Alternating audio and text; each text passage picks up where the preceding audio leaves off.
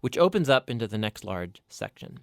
The Israelites come to Samuel, and they say, hey, we want a king like all the other nations have. Go find one for us. And so Samuel, he's kind of ticked off, and he goes to consult with God. And God says, yes, their motives are all wrong, but if a king is what they want, give them one. And so we're introduced to the figure of Saul. Now, Saul is a tragic figure because he begins full of promise. He's tall, he's good-looking, he's a perfect candidate for a king. But he has deep character flaws. He's dishonest, he lacks integrity, and he seems incapable of acknowledging his own mistakes. And so these flaws become his downfall. He wins some battles at the beginning, but his flaws run so deep, he eventually disqualifies himself by blatantly disobeying God's commands. 1 Samuel 9. There was a man of Benjamin whose name was Kish, the son of Abiel, son of Zerah, son of Bechorath, son of Aphiah, a Benjaminite, a man of wealth. And he had a son whose name was Saul, a handsome young man. There was not a man among the people of Israel more handsome than he. From his shoulders upward he was taller than any of the people. Now the donkeys of Kish, Saul's father, were lost. So Kish said to Saul his son, Take one of the young men with you, and arise. Go and look for the donkeys. And he passed through the hill country of Ephraim, and passed through the land of Shalisha, but they did not find them. And they passed through the land of Shaalim, but they were not there. Then they passed through the land of Benjamin, but did not find them. When they came to the land of Zuph, Saul said to his servant who was with him, Come, let us go back, lest my father cease to care about the donkeys, and become anxious about us. But he said to him, Behold, there is a man of God in this city, and he is a man who is held in honor. All that he says comes true. So now let us go there. Perhaps he can tell us the way we should go. Then Saul said to his servant, But if we go, what can we bring the man? For the bread in our sacks is gone, and there is no present to bring to the man of God. What do we have? The servant answered Saul again, Here, I have with me a quarter of a shekel of silver, and I will give it to the man of God to tell us our way. Formerly in Israel, when a man went to inquire of God, he said, Come, let us go to the seer, for today's prophet was formerly called a seer. And Saul said to his servant, Well said. Come, let us go. So they went to the city where the man of God was. As they went up the hill to the city, they met young women coming out to draw water, and said to them, Is the seer here? They answered, He is. Behold, he is just ahead of you. Hurry! He has come just now to the city, because the people have a sacrifice today on the high place. As soon as you enter the city, you will find him before he goes up to the high place to eat. For the people will not eat till he comes, since he must bless the sacrifice. Afterward, those who are invited will eat. Now go up, for you will meet him immediately. So they went up to the city. As they were entering the city, they saw Samuel coming out toward them on his way up to the high place. Now the day before Saul came, the Lord had revealed to Samuel, Tomorrow, about this time, I will send to you a man from the land of Benjamin, and you shall anoint him to be prince over my people Israel. He shall save my people from the hand of the Philistines. For I have seen my people, because their cry has come to me. When Samuel saw Saul, the Lord told him, Here is the man of whom I spoke to you. He it is who shall restrain my people. Then Saul approached Samuel in the gate and said, Tell me, where is the house of the seer? Samuel answered Saul, I am the seer. Go up before me to the high place. For today you shall eat with me, and in the morning I will let you go and will tell you all that is on your mind. As for your donkeys that were lost 3 days ago, do not set your mind on them, for they have been found. And for whom is all that is desirable in Israel? Is it not for you and for all your father's house? Saul answered, Am I not a Benjaminite, from the least of the tribes of Israel? And is not my clan the humblest of all the clans of the tribe of Benjamin? Why then have you spoken to me in this way? Then Samuel took Saul and his young man, and brought them into the hall, and gave them a place at the head of those who had been invited, who were about 30 persons. And Samuel said to the cook, Bring the portion I gave you, of which I said to you, Put it aside. So the cook took up the leg and what was on it, and set them before Saul. And Samuel said, See, what was kept is set before you. Eat, because it was kept for you until the hour appointed, that you might eat with the guests. So Saul ate with Samuel that day. And when they came down from the high place into the city, a bed was spread for Saul on the roof, and he lay down to sleep. Then at the break of dawn, Samuel called to Saul on the roof, Up, that I may send you on your way. So Saul arose, and both he and Samuel went out into the street. As they were going down to the outskirts of the city, Samuel said to Saul, Tell the servant to pass on before us. And when he has passed on, stop here yourself for a while, that I may make known to you the word of God. 1 Samuel 10. Then Samuel took a flask of oil, and poured it on his head, and kissed him, and said, Has not the Lord anointed you to be prince over his people Israel? And you shall reign over the people of the Lord, and you will save them from the hand of their surrounding enemies. And this shall be the sign to you that the Lord has anointed you to be prince over his heritage. When you depart from me today, you will meet 2 men by Rachel's tomb in the territory of Benjamin at Zelzah. And they will say to you, The donkeys that you went to seek are found, and now your father has ceased to care about the donkeys and is anxious about you, saying, What shall I do about my son? Then you shall go on from there farther and come to the oak of Tabor. 3 men going up to God at Bethel will meet you there, one carrying 3 young goats, another carrying 3 loaves of bread, and another carrying a skin of wine. And they will greet you and give you 2 loaves of bread, which you shall accept from their hand. After that you shall come to Gibeath Elohim, where there is a garrison of the Philistines. And there, as soon as you come to the city, you will meet a group of prophets coming down from the high place, with harp, tambourine, flute, and lyre before them, prophesying.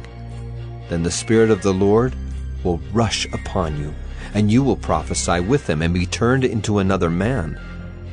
Now when these signs meet you, do what your hand finds to do, for God is with you. Then go down before me to Gilgal. And behold, I am coming to you to offer burnt offerings and to sacrifice peace offerings. 7 days you shall wait, until I come to you and show you what you shall do. When he turned his back to leave Samuel, God gave him another heart. And all these signs came to pass that day. When they came to Gibeah, behold, a group of prophets met him, and the Spirit of God rushed upon him, and he prophesied among them. And when all who knew him previously saw how he prophesied with the prophets, the people said to one another, What has come over the son of Kish? Is Saul also among the prophets? And a man of the place answered, And who is their father? Therefore it became a proverb, Is Saul also among the prophets?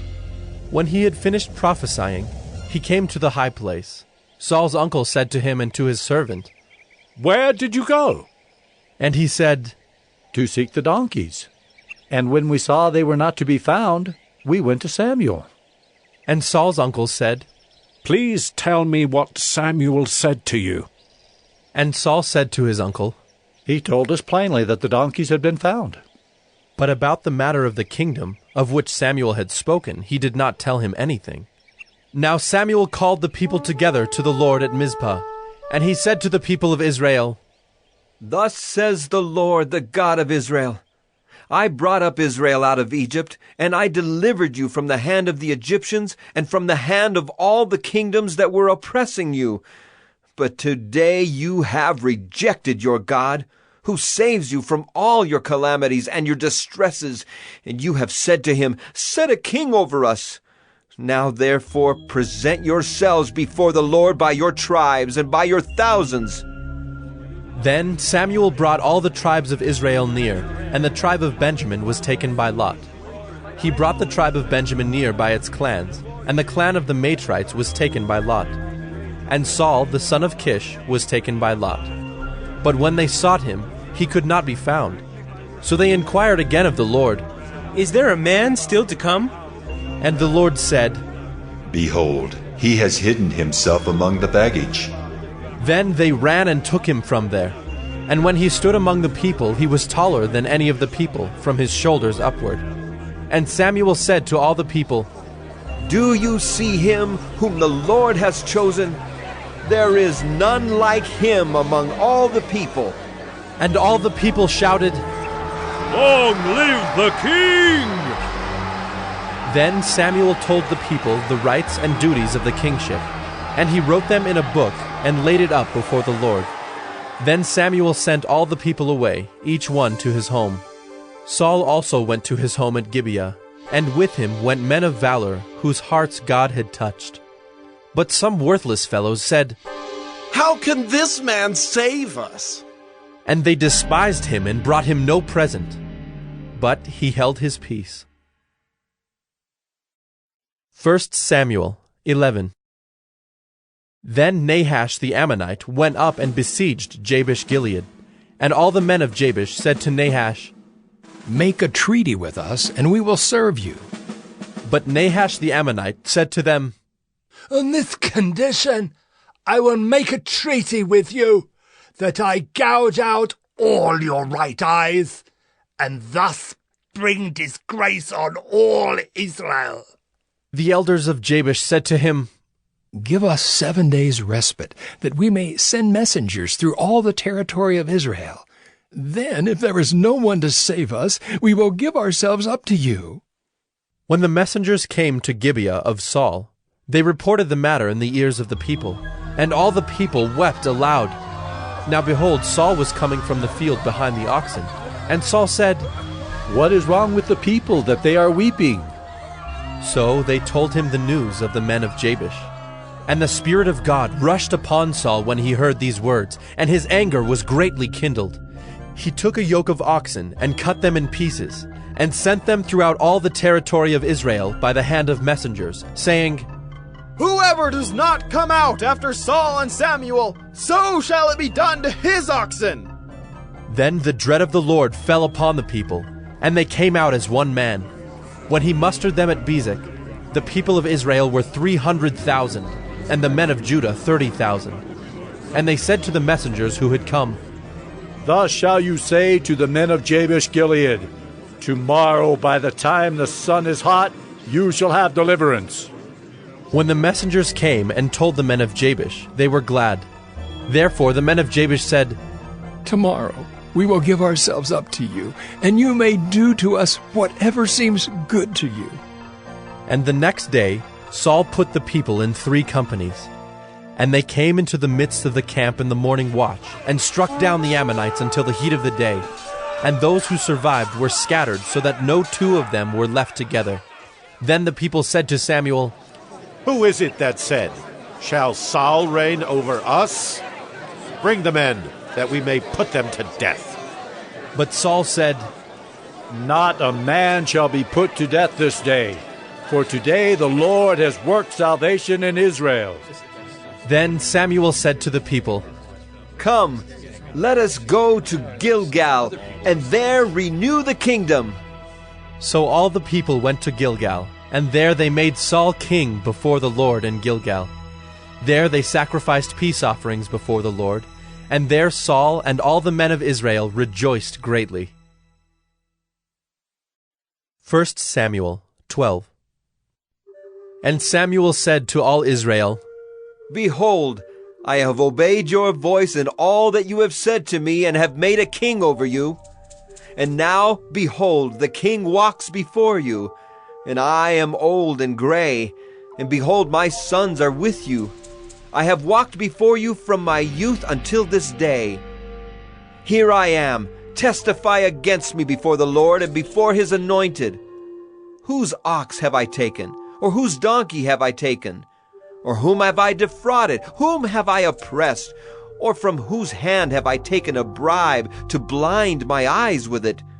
Testify against me, and I will restore it to you.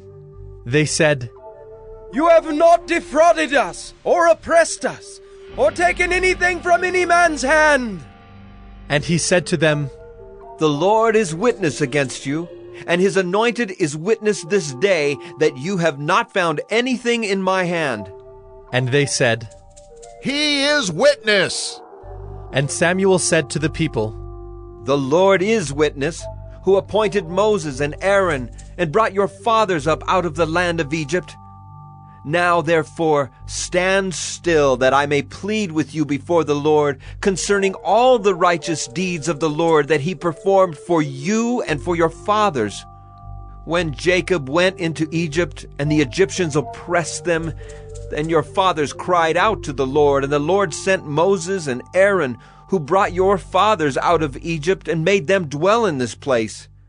But they forgot the Lord their God, and he sold them into the hand of Sisera, commander of the army of Hazor, and into the hand of the Philistines, and into the hand of the king of Moab. And they fought against them. And they cried out to the Lord and said, "We have sinned, because we have forsaken the Lord, and have served the Baals and the Ashtaroth.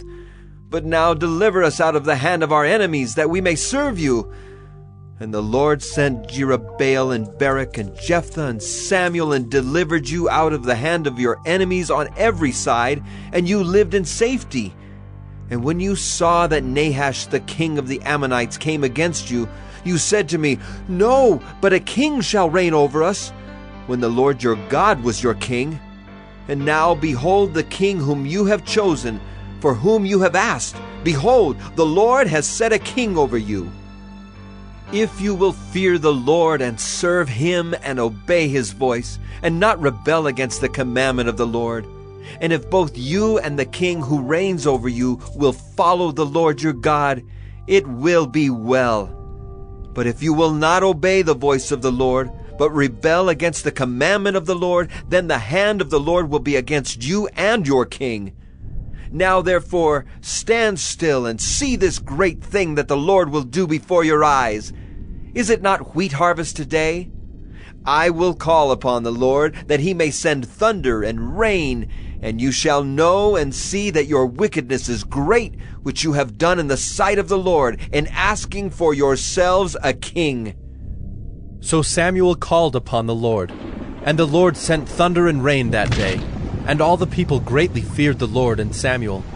And all the people said to Samuel, "Pray for your servants to the Lord your God, that we may not die. For we have added to all our sins this evil, to ask for ourselves a king."